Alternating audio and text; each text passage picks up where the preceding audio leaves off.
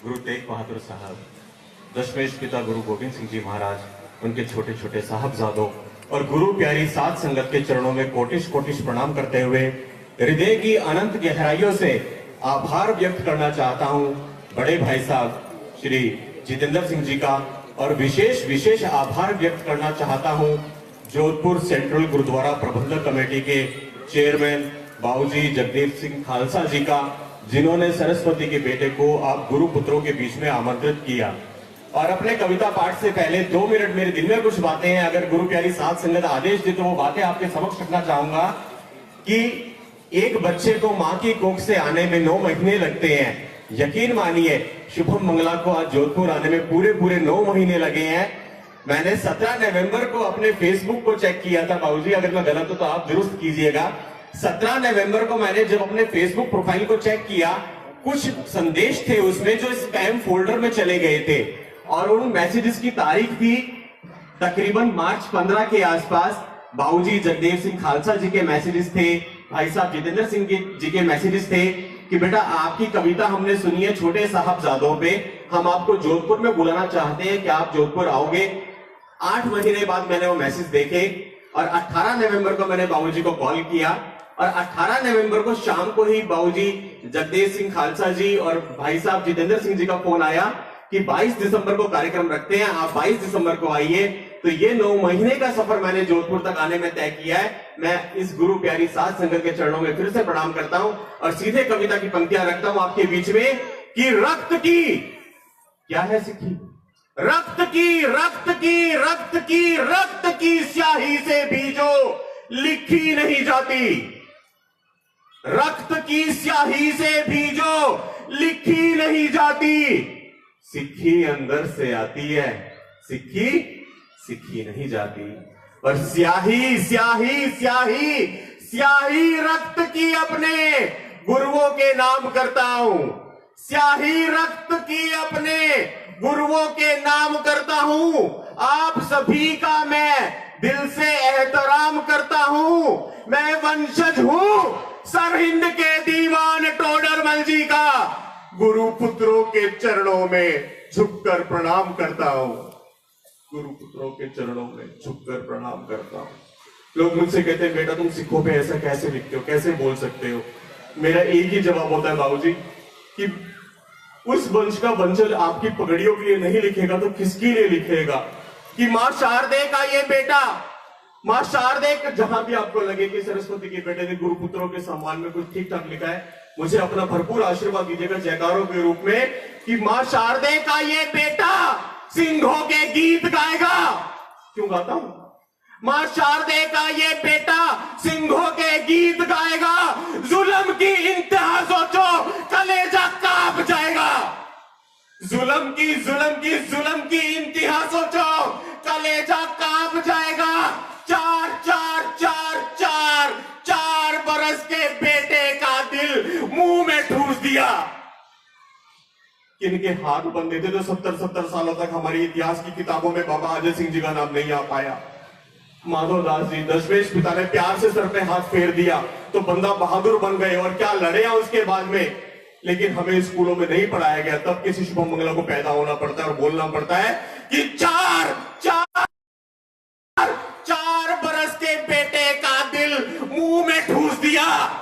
कलेजा मुंह में रखने का कलेजा कौन लाएगा? कलेजा मुंह, कलेजा मुंह में रखने का कलेजा कौन लाएगा? सारे सारे सारे सारे सारे बलिदानी वीरों पे क्या कहे क्या क्या गुजरी, सारे बलिदानी वीरों पे क्या कहे क्या क्या गुजरी। मौत का दिल भी दहल उठे, यातनाएं बेइंतहा गुजरी। पति पति पति पति पति दिया, पूत दिया, दे दिए 4 पोते भी। पति दिया, पूत दिया, दे दिए 4 पोते भी। उस दर्द से कोई ना गुजरा जिस दर्द से गुजरी मां गुजरी।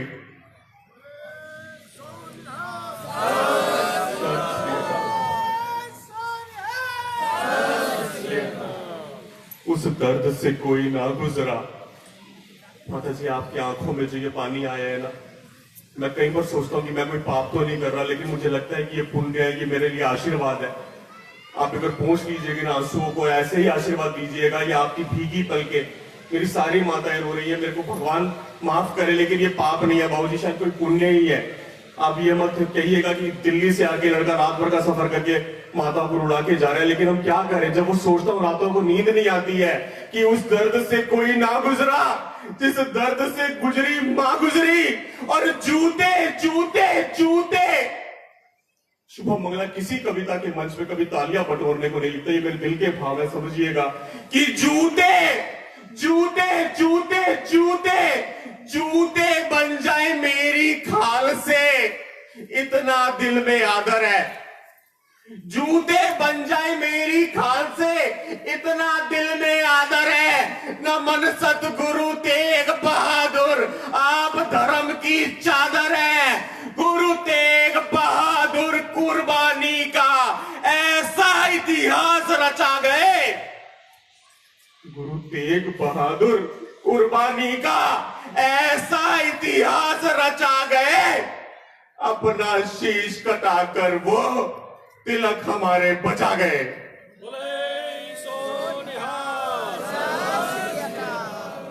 सच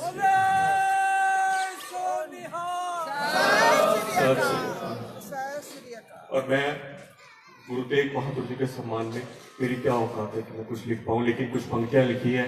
और बड़े भाई साहब ने कल फोन पे आदेश किया था कि शुभम जी अपनी कविता का आप प्रारंभ जो करें गुरु तेग बहादुर जी की कविता के साथ करें। मैं बिल्कुल आपके चरणों में वो कविता रखूंगा। और मैं गुरु प्यारी साध संगत के सामने एक बात कहने की हिम्मत करता हूं, आप लोग मुझे आशीर्वाद दीजिएगा। मैं सीधे सीधे कविता पढ़ूंगा, लेकिन एक टिप्पणी जरूर करूंगा पवित्र गुरु ग्रंथ साहिब जी की हुजूरी में कि देखिए, अभी गुरु तेग बहादुर साहब का बलिदान दिवस, उनका शहीदी पूरे देश में, पूरी दुनिया में हर गुरुद्वारे में मनाया गया। मनाना भी चाहिए, लेकिन शुभम मंगला को पीड़ा वहां होती है। मेरे दिल में कुछ भाव आते हैं कि क्या गुरुद्वारों में ही गुरु तेग बहादुर साहब की शहीदी मनानी चाहिए। मैं ये मानता हूं कि अगर गुरु तेग बहादुर साहब की, हमारे गुरुओं की शहीदी कहीं मनानी चाहिए तो सबसे पहले देश और दुनिया के हर मंदिर में मनानी चाहिए। क्योंकि जब मैं अपने मंदिर में जाता हूं तो मुझे उन दियों में उनका खून दिखाई देता है। अभी हमने जश्न मनाया, अयोध्या पे जो फैसला आया भव्य राम मंदिर के निर्माण का।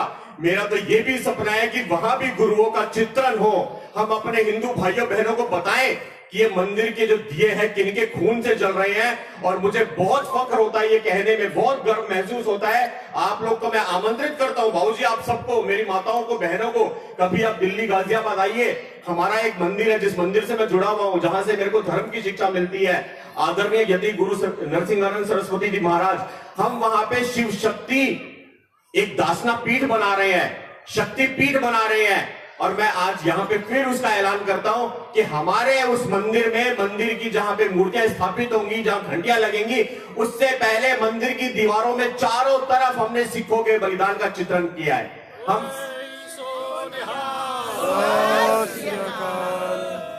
हम हर श्रद्धालु को, हर भक्त को ये याद दिलाएंगे कि आप मंदिर में आइए, दिया जलाइए, घंटी बजाइए, लेकिन सबसे पहले इन दीवारों पे नमन कीजिए, क्योंकि ये वो लोग हैं जिनकी कुर्बानी के कारण आज हमारे मंदिर सही सलामत है।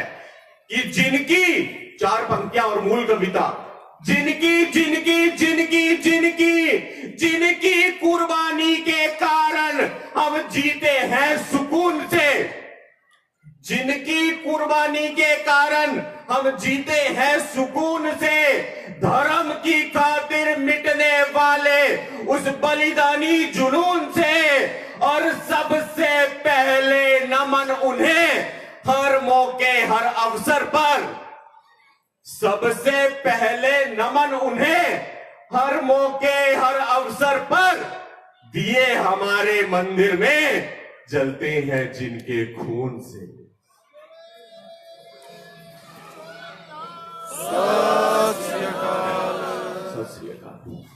कि सन 1621 में एक बार अपने हृदय पटल पे गुरु तेग बहादुर साहब, सच्चे बादशाह, हमारे नवों गुरु, उनका चित्र लेके आइए और आशीर्वाद इसी तरह दीजिएगा कि सन 1621 में अप्रैल का महीना था, सन 1621 में अप्रैल का महीना था। अवतरित हुए वो सतगुरु जिन्हें मानवता को जीना था। माता पिता ने बड़े प्यार से उनका त्यागमल नाम धरा।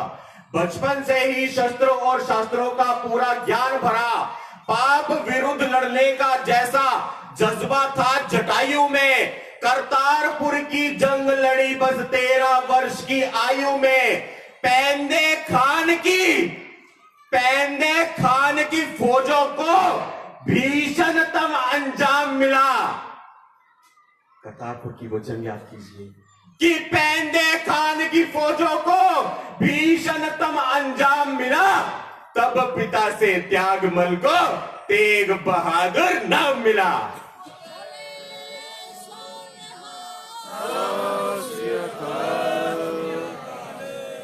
कि पेंदे खान की फौजों को भीषणतम अंजाम मिला। तब पिता से त्यागमल को तेग बहादुर नाम मिला। सदा चले सदा चले सदा चले सदा चले अपने जीवन में गुरुओं की ही लीक पर। मानवता की रक्षा हेतु गुरु ग्रंथ साहिब की सीख पर। मीरी पीरी के अनुयायी को पंथ का इतना ज्ञान मिला। 9वें गुरु के रूप में उनको गुरु गद्दी का मान मिला।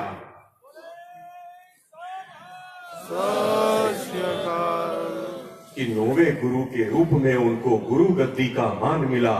दूसरी तरफ हमारे देश में क्या हो रहा था याद कीजिए। मुगल सल्तनत में भारत की औरंगजेब का दौर उठा। मुगल सल्तनत में भारत की औरंगजेब का दौर उठा। जबरन धर्म बदलने का चारों ओर से शोर उठा। अफगान खान नाम का जालिम कश्मीर का सूबेदार हुआ। केसर की क्यारी में तब घनघोर हाहाकार हुआ। केसर की क्यारी में तब घनघोर हाहाकार हुआ। आदमखोर दरिंदे थे हर चौराहे हर चौक पर। दुधमुए बच्चे रखे जाते थे उनके बालों की नोक पर। तब कश्मीरी पंडित आए गुरु तेग बहादुर जी के पास। टूटे हारे लोगों के दिल में था अंतिम विश्वास। गुरु महाराज जी अब कोई करिश्मा रचा सकते हैं। औरंगजेब से हिंदुओं को सिर्फ गुरुजी बचा सकते हैं। हाथ जोड़े रोते रोते बोले अपनी दास्तान। केसरिया माटी को खून से लाल कर रहा अफगान खान। कि जहां से हम पानी पीते हैं वहां हड्डियां डाली जाती है। क्या कहा कश्मीरी पंडितों ने कि जहां से हम पानी पीते हैं वहां हड्डियां डाली जाती हैं। दिन दहाड़े बहन बेटियां घर से उठा ली जाती है। जनेऊ उतारे जाते हैं और चोटियां काटी जाती है। आंख मिलाकर आंख में देखो तो बोटियां काटी जाती है। आंख मिलाकर आंख में देखो तो बोटियां काटी जाती है। ये सुनकर ये सुनकर ये सुनकर ये सुनकर सच्चे बादशाह एक पल को आंखें मीच गए। मानव धर्म की रक्षा को कृपान हाथ से खींच गए। बोले बोले बोले बोले बोले कूच करो दिल्ली को औरंगजेब को कहलवा दो। हम इस्लाम कबूलेंगे अगर गुरु से कलमा पढ़वा दो। नामर्द औरंगजेब ने तब फौजों को मुस्तैद किया। बीच नगर गुरुजी को धोखे से उसने कैद किया। धरती डोली अंबर कांपा अब कुछ ऐसा होने वाला था। धरती डोली अंबर कांपा अब कुछ ऐसा होने वाला था। धर्म की खातिर सिंहों का टोला इतिहास रचने वाला था। और कैसा इतिहास, मेरे साथ दिल्ली चलिए 2 मिनट के लिए। कि धर्म की खातिर सिंहों का टोला इतिहास रचने वाला था। भाई मती दास के धड़ के ऊपर ज्यों-ज्यों आरा चलता गया। भाई मती दास के धड़ के ऊपर ज्यों-ज्यों आरा चलता गया।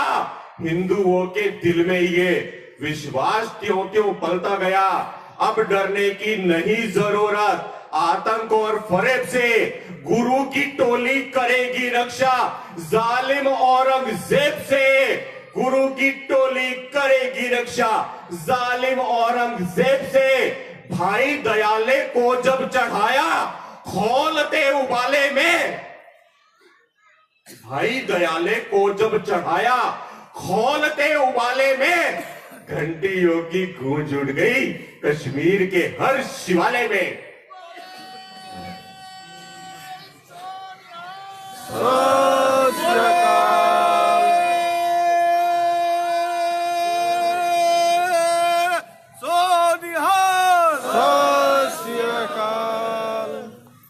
घंटियों की गूंज उठ गई कश्मीर के हर शिवालय में, और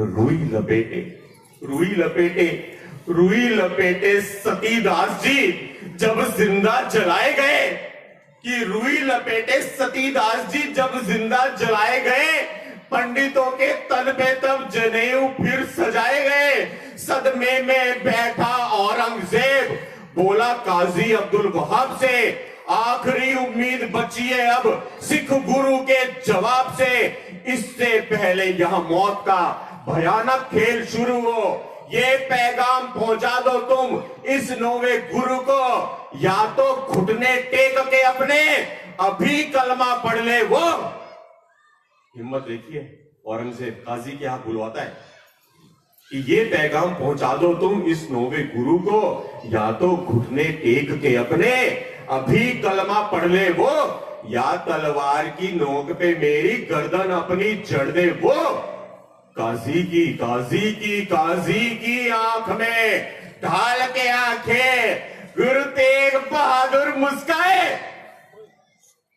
नवे पातशाह कंचन सतगुरु गुरु तेग बहादुर जी महाराज, बलिदान होता है तो वो होता है, बाकी तो सब फिल्मी और बेकार की बातें हैं। कि काजी की आंखों में डाल के आंखें गुरु तेग बहादुर मुस्काए। गुरु तेग बहादुर जी का उत्तर सुनकर दुश्मन थर्राए, बोले अरे गीदड़ों के झुंड कभी सिंहों के कदम हटा सकते हैं। क्या कहा होगा गुरु जी ने कि गीदड़ों के झुंड कभी सिंहों के कदम हटा सकते हैं, तेरी तलवारें कम पड़ जाएंगी इतने शीश कटा सकते हैं।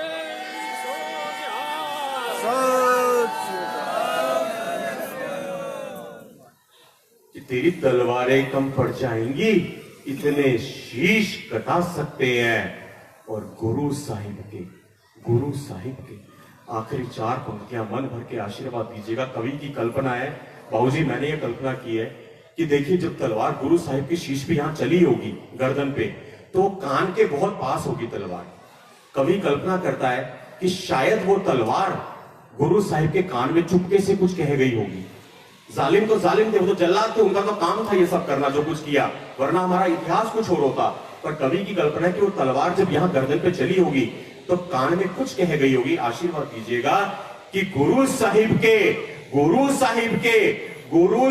के शीश पे जब जल्लाद की तलवार डोली होगी, गुरु साहिब के शीश पे जब जल्लाद की तलवार डोली होगी, वो तलवार भी रोते रोते चुपके से ये बोली होगी। गुरु साहिब के शीश पे जब जल्लाद की तलवार डोली होगी, वो तलवार भी रोते रोते चुपके से ये बोली होगी, किस मिट्टी के बने हो सतगुरु। तलवार बोल गई विषय कि किस मिट्टी के बने हो सतगुरु, निकली नहीं एक भी चिक। किस मिट्टी के बने हो सतगुरु, निकली नहीं एक भी चिक। धन है तुहाडी कुर्बानी, धन है तुहाडा सिख।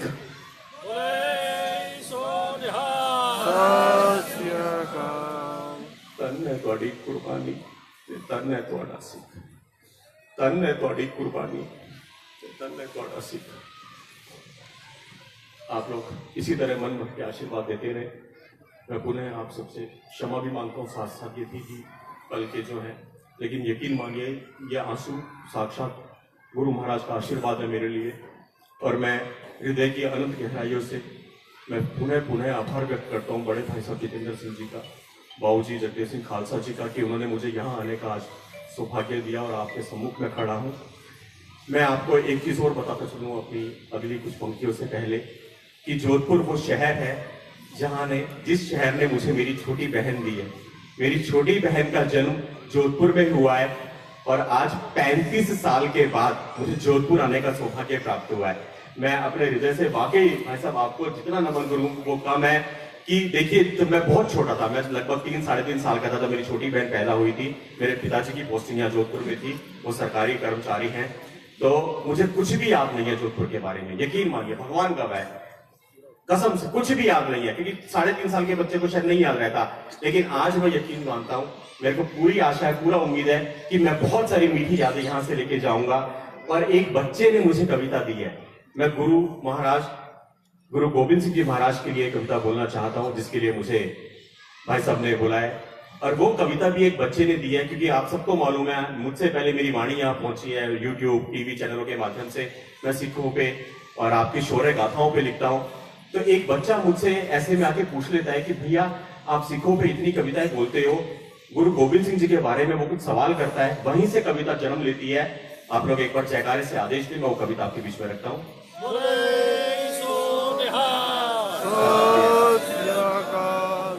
एक दिवस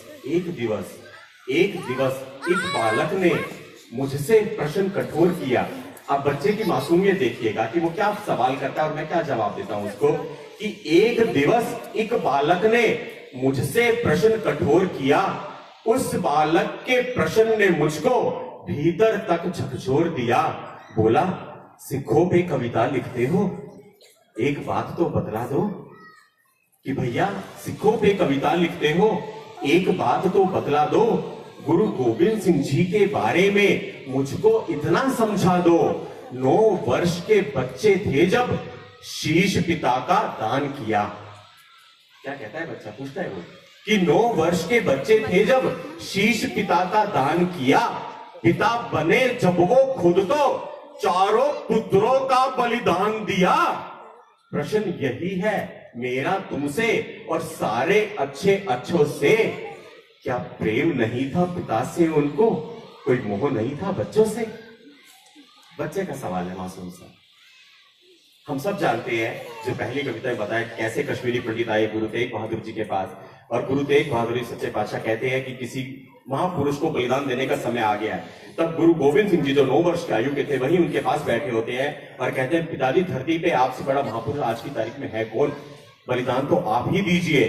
तो कैसे एक 9 वर्ष का बालक अपने पिता को बलिदान के लिए प्रेरित करता है, और जब वो खुद पिता बन जाते हैं तो बाबा अजीत सिंह जी, बाबा जुझार सिंह जी को चमकौर के युद्ध में भेजते हैं। बाबा फतेह सिंह जी, जोरावर सिंह जी दीवार में जिंदा चिन जाते हैं। वहां से बच्चा कहता है कि सिखों पे कविता लिखते हो, एक बात तो बतला दो।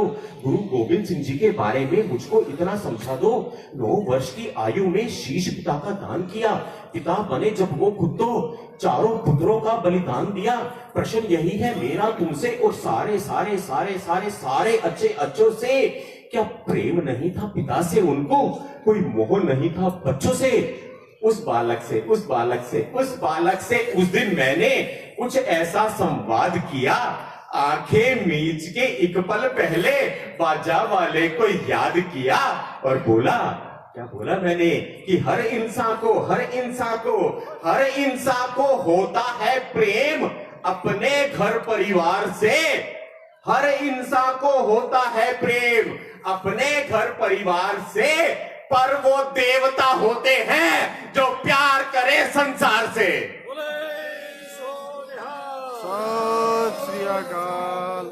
पर वो देवता होते हैं जो प्यार करे संसार से। हर बेटे के जीवन में होता है विशेष पिता। हम सब के लिए अपने पिता की क्या अहमियत है सब जानते हैं कि हर बेटे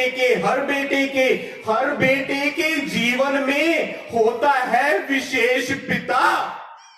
पर जो मानवता को पिता दान दे वो होता है दशमेश पिता।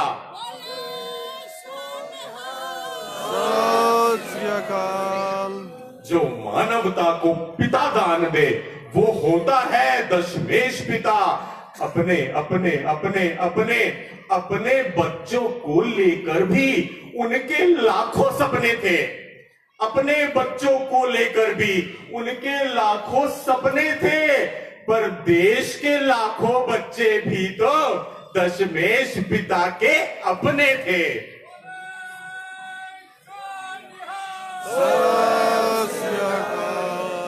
कि देश के लाखों बच्चे भी तो दशमेश पिता के अपने थे, सो मानवता की रक्षा हेतु मार्ग चिता का मांग लिया। कि मानवता की रक्षा हेतु मार्ग चिता का मांग लिया। 9 बरस की आयु में शीश पिता का मांग लिया। तख्त क्या और ताज क्या, तख्त क्या और ताज क्या, चारों पुत्रों को वारा था। बाबूजी, तख्त क्या और ताज क्या, चारों पुत्रों को वारा था। खंडे वाली धार का अमृत उनको सबसे प्यारा था।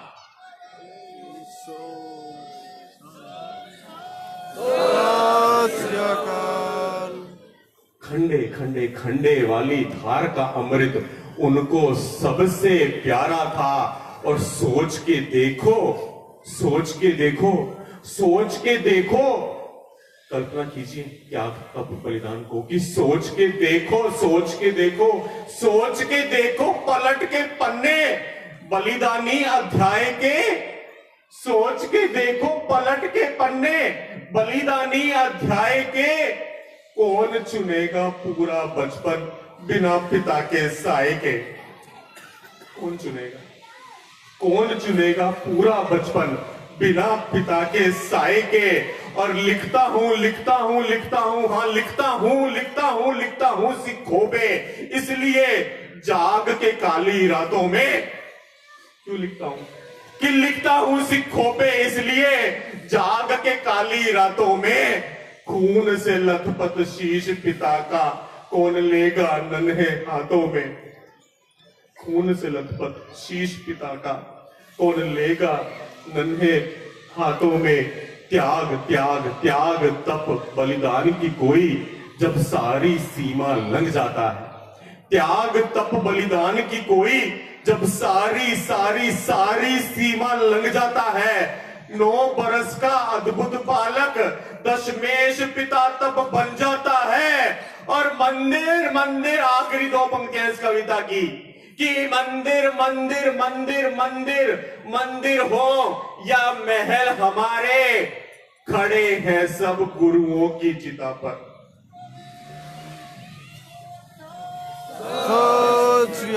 कि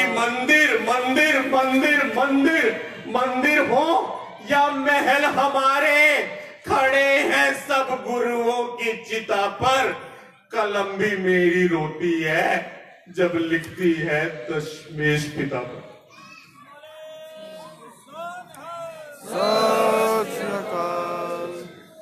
कलम भी मेरी रोती है जब लिखती है दशमेश पिता पर। मेरे को आशा है मैं आप लोग का बहुत ज़्यादा समय लगेगा, मेरे पास सारे समय है। मुझे एक कविता विशेष के लिए जो पूरी देश और दुनिया से प्यार मिल रहा है, जिसको देख करके 9 महीने पहले बाबूजी ने मुझे फेसबुक पे आदेश किया था कि आप जोधपुर में आके यह कविता बोलिए। छोटे साहबजादों के लिए मेरी कविता जो बहुत चर्चित हुई है, बहुत वायरल हुई है। और आप सबको एक चीज और बताते हुए मुझे बहुत खुशी है कि अभी 3 दिन पहले हमारे कुछ केशधारी पगड़ीधारी हमारे वीर जी हैं, सरदार जी, जो वहां पे गुरुद्वारा कमेटी के प्रबंधक हैं दिल्ली में, अलग अलग गुरुद्वारा साहिब के, उनके तरफ से एक वीडियो आता है बाबूजी मेरे को रात को। उस वीडियो को मैं डाउनलोड नहीं करता हूं, लेकिन वो देख के पता पड़ता है कि वो किसी धर्म गुरु का वीडियो है, किसी आध्यात्मिक गुरु का वीडियो है। छोटा सा वीडियो था 40 सेकंड का। मैंने बाद में देखा, क्यों देखा वो भी बताता हूं। और वो वीडियो एक ग्रुप में आया पहले, सिखों वाले ग्रुप में, और नीचे कुछ लोगों ने कमेंट किया कि शुभम भाई आपका जो अभियान है वो रंग लेके आ रहा है। तो मैं कहीं गुरुद्वारा साहिब में था उस वक्त, कविता पढ़ रहा था। मैंने कहा घर जाके देखता हूँ, लेकिन घर आते आते मैंने देखा वो वीडियो 5-7 लोगों से मुझे आ गया, और नीचे ये लिखा हुआ है कि शुभम जी आपका बहुत बहुत आभार। मैंने सोचा कि ये वीडियो मेरा तो नहीं है, तो मेरे को क्यों आभार दे रहे हैं। मुझे ये बताते हुए खुशी हो रही है कि जब आप लोग कहते हैं कि शुभम भाई आपने जो छोटे साहबजादों पे अभियान चलाया है कि इस देश में अगर बाल दिवस हो तो उन नन्हे नन्हे बच्चों की याद में मनाया जाए, उन लोगों को लेकर नहीं जिन्होंने आजादी में अपनी पीठ पे एक घोड़ा तक नहीं खाया था, तब शुभमंगला बोलने की हिम्मत करता है। वो मैंने वीडियो जब देखा बाबूजी, जो आध्यात्मिक गुरु थे शायद वृंदावन के, माफी चाहूंगा उनका मुझे नाम नहीं याद आ रहा इस वक्त में, वो ऐसे किसी हिंदू बिरादरी में थे और हजारों लाखों की तादाद में उनके भक्त उनके प्रवचन सुन रहे थे, और वो अपने प्रवचनों में इस कविता का जिक्र करते हैं, कवि का नाम लेके, और इस कविता की 2 पंक्तियां बोलते हैं। तो इससे बड़ा आशीर्वाद नहीं हो सकता कि जो मैंने 1.5 साल पहले अभियान चलाया था, आज वो पृथ्वी के कोने कोने में जा रहा है, किसी भी रूप में जा रहा है। मेरे को मन भर के आशीर्वाद दीजिए। ये मेरी कविता, छोटी सी कविता है छोटे साहबजादों पे, और आपसे इसके बाद विदाई लूंगा। आप लोग जब भी कभी याद करेंगे, गुरु दरबार में शुभम हमेशा घुटनों के बल आता है, हमेशा घुटनों के बल आएगा कि जिन हम मजाक बनाते हैं कुछ लोग, हमारे देश में व्हाट्सएप नाम की बीमारी आ गई है बाबूजी। कुछ लोग क्या करते हैं, वो लोग किसी ग्रुप में कोई मैसेज आता है, कोई चुटकुला आता है, दिमाग नहीं लगाते, उसको फॉरवर्ड कर देते हैं। हालांकि मैं जिम्मेदारी से कहता हूं, किसी का मकसद नहीं होता किसी का मजाक उड़ाना, किसी का उद्देश्य नहीं होता किसी को ठेस पहुंचाना, लेकिन समझ की कमी से, सोच की कमी से वो लोग चुटकुलों को फॉरवर्ड करते हैं। मैं उनसे मुखातिब होकर कविता बोलता हूं कि जिन बेटों की लाशों पे, कौन है वो लोग? हम लोग संता बनता की जोक्स फॉरवर्ड करते हैं। हमने सबसे पहले खुलासा किया था ये 4000 करोड़ का व्यापार है और कुछ नहीं है, और ये प्रायोजित एजेंडा है, कहीं और से चलता है, इसका रिमोट कंट्रोल भी कहीं और है। उनको पता है कि हिंदुस्तान पे राज करना है, गजवाए हिंद का सपना सच करना है, तो एक ही मूल मंत्र है, हिंदुओं को और सिखों को लड़ाओ। इस देश को उसके सिवा कोई तरीका नहीं है जो इसको तोड़ दे। तब मैं कहता हूं कि जिन बेटों की लाशों पे भारत मां सही सलामत है, जिन बेटों की लाशों पे भारत मां सही सलामत है, उन पर हंसने वाले लोगों वाकई तुम पर लानत है। जिनकी कुर्बानी के कारण जिंदा धर्म सनातन है, डूब मरो जो उन्हें समझते मनोरंजन का साधन है। जानो उनके बारे में उन पर हंसने से पहले, अरे जानो उनके बारे में उन पर हंसने से पहले। इन कैमरों के माध्यम से जहां भी मेरे हिंदू भाई बहन और लोग मुझे सुनेंगे, मैं फिर आपसे अपील करता हूं कि जानो यार, जानो उनके बारे में उन पर हंसने से पहले, बनकर सांप आस्तीन का उनको ढसने से पहले। इतिहास सुनोगे बलिदानी तो आ जाओगे सदमों में, मजाक उड़ाते हो जिनका गिर जाओगे उनके कदमों में। जालिम, अरे जालिम मुगल लुटेरों से लड़ी जो फौजें तगड़ी थी। कौन थे वो लोग? कुछ लोग कहते हैं संता बनता सिर्फ मजाक में व्हाट्सएप पे फॉरवर्ड करने के लिए है कि जालिम मुगल लुटेरों से लड़ी जो फौजें तगड़ी थी, शीश काटने और कटाने वाली बलिदानी पगड़ी थी। संकल्प लिया था दुश्मन की या खुद की अर्थी सजने का, दुश्मन पे हल्ला बोलने का संकेत था पार है बजने का।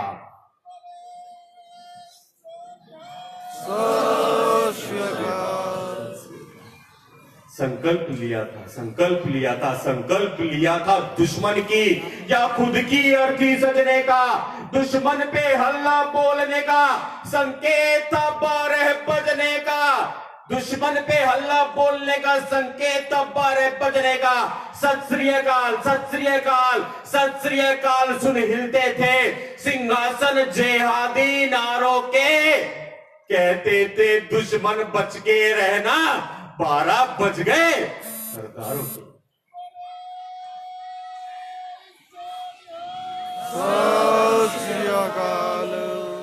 सत श्री अकाल सुन हिलते थे सिंहासन जेहादी नारों के, कहते थे दुश्मन बच के रहना, 12 बज गए सरदारों के। और 12 बजे का खौफ था इतना, सांसें ढीली होती थी, खानों और सुल्तानों की बतलूने गीली होती थी। अगली बार फिर कैमरे से अपील करता हूं कि अगली बार जब खिल्ली उड़ाओ तुम किसी सरदार की यादें जिंदा कर लेना। सरहिंद की दीवार की सात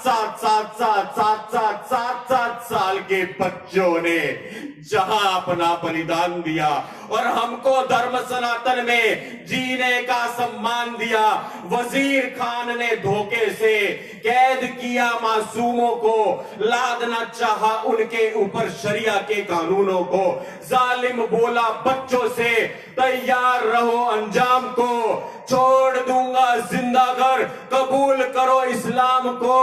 बोले बच्चे, अरे बोले बच्चे धर्म बदल कर जीना मरने से बदतर है। बच्चों का हौसला देखिए, बच्चों का जवाब देखिए कि बोले बच्चे धर्म बदल कर जीना मरने से बदतर है। शायद तुम ये भूल रहे हो हम गुरु गोविंद सिंह जी के पुत्र हैं।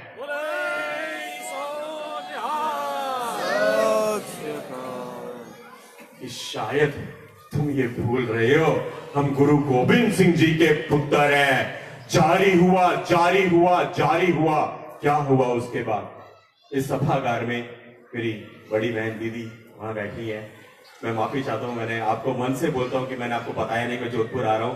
मेरी सबसे बड़ी बुआ, उनकी बिटिया जोधपुर में ब्याही हुई है और पिताजी ने रात को फोन कर दिया बुआ जी को, तो दीदी इस सभागार में मुझे सुनने आई है और आपका भी आशीर्वाद मिले दीदी मेरे को। और हम उन बच्चों को याद करें कि जारी हुआ जब बच्चों ने कहा कि शायद तुम ये भूल रहे हो हम गुरु गोविंद सिंह के पुत्र हैं। जारी हुआ फरमान कि इन बच्चों को जिंदा चिनवा दो। जारी हुआ फरमान कि इन बच्चों को जिंदा चिनवा दो। मौत का खौफ दिखा के इनको दिन में तारे गिनवा दो। लेकिन उन बच्चों की रगों में जाने कैसा खून था। छोटी सी उम्र में धर्म की खातिर मरने का जुनून था। ईंट और गारा लिए मुगल बच्चों की जानिब बढ़ते गए। धर्म की खातिर दोनों बच्चे सीना तान के अड़ते गए। दीवार चढ़ी जब छोटे भाई, एक मिनट के लिए भूल जाइए कि दिल्ली से आपका बेटा शुभम आपके बीच आया है। आंख बंद करके कल्पना कीजिए कि यहाँ मेरे हाथ पे बाबा फतेह सिंह जी खड़े हुए हैं, मेरी बाईं तरफ आपकी दाई में, और यहाँ बाबा जोरावर सिंह जी खड़े हैं। मेरे को भूल जाइए और कल्पना कीजिए जब वो दीवार बननी शुरू हो रही है वो क्या दृश्य होगा कि ईंट और गारा लिए मुगल बच्चों की जानिब बढ़ते गए। धर्म की खातिर दोनों बच्चे सीना तान के अड़ते गए। दीवार चढ़ी जब छोटे भाई के कद के थोड़ा ऊपर, आंखों से फिसल गए कुछ आंसू बड़े भाई के गालों पर। बोला फतेह सिंह जोरावर से, आंखों को क्यों भिगोते हो? डर गए क्या मौत से भैया जो बड़े होकर भी रोते हो? अरे डरने का नाम नहीं ले छोटे। क्या कहा होगा बड़े भाई ने, बाबा जोरावर सिंह जी ने, कि डर गए क्या मौत से भैया जो बड़े होकर भी रोते हो? अरे डरने का नाम नहीं ले छोटे, एक बात ने दिल को कचोटा है। तेरी शहीदी पहले होगी जबकि तू मुझसे छोटा है।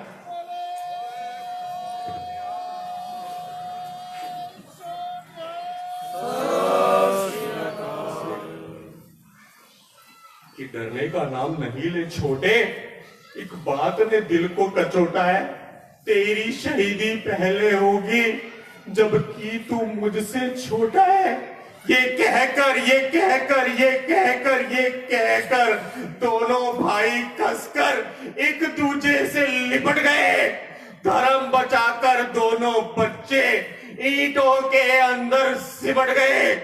गुरु तेग बहादुर के पोतों ने कर्म को अपने बदला नहीं, हंसते हंसते कुर्बा हो गए, पर धर्म को अपने बदला नहीं। जिस दीवार में संग जी, जिस दीवार में उन बच्चों का नन्हा जिस्म जड़ा था, जिस दीवार में उन बच्चों का नन्हा जिस्म जड़ा था, सच कहूं तो उन ईंटों पर सत्य सनातन धर्म खड़ा था।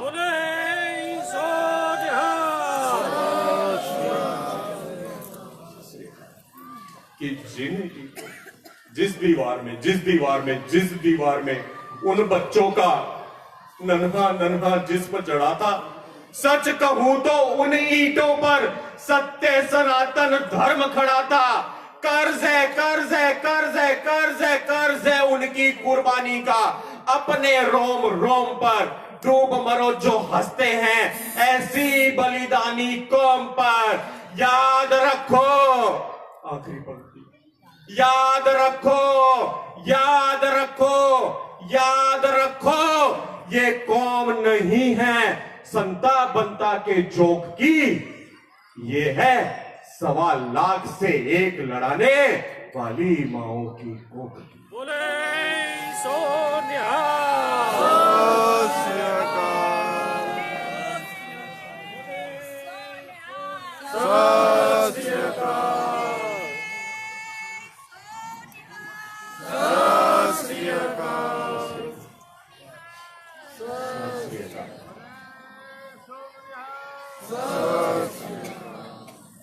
यकीनन जब 3.5 साल का था मुझे जोधपुर की कोई याद नहीं है, सिर्फ इतना पता है कि मेरी छोटी बहन यहाँ पे पैदा हुई है।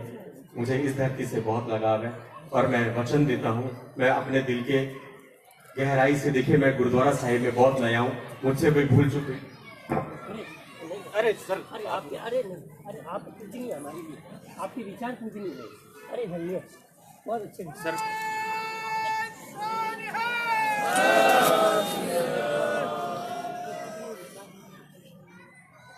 शब्द नहीं है, ऐसे करके कहते हैं कभी को चुप करना मुश्किल होता है, पर आप लोग हमेशा करवा देते हैं। मैं हृदय की अनंत गहराइयों से आप लोग का आभार व्यक्त करता हूँ और हाथ जोड़ के गुरु ग्रंथ साहिब जी से क्षमा मांगता हूँ, सभी गुरुओं से क्षमा मांगता हूँ, गुरु पुत्रों से और मेरी माताओं बहनों से, मेरे से जाने अनजाने अदब में, तमीज में, तहजीब में कोई कमी हुई हो, क्योंकि मैं गुरुद्वारा साहिब के कायदे कानून से बहुत नया हूँ। आप लोग मुझे क्षमा कीजिएगा बच्चा समझ के, लेकिन मुझे सुधार भी दीजिएगा कि अगर यहाँ कोई गलती मैंने की हो, आगे किसी गुरुद्वारा साहिब में वो गलती मुझसे ना रिपीट हो।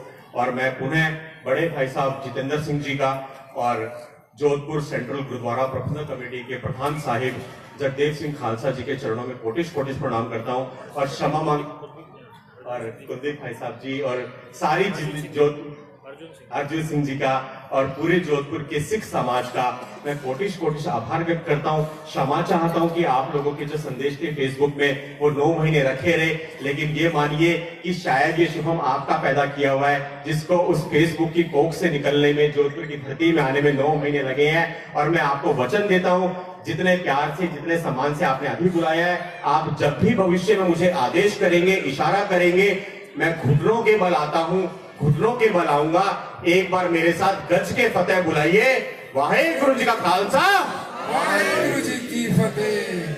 बहुत बहुत धन्यवाद शुभम मंगला जी। मैं 2 मिनट आपसे अनुरोध करूंगा। मैं गुरुद्वारा सेंट्रल प्रबंधक कमेटी के चेयरमैन सरदार जगदेव सिंह जी, गुरुद्वारा तेग बहादुर साहब के प्रधान प्रताप सिंह जी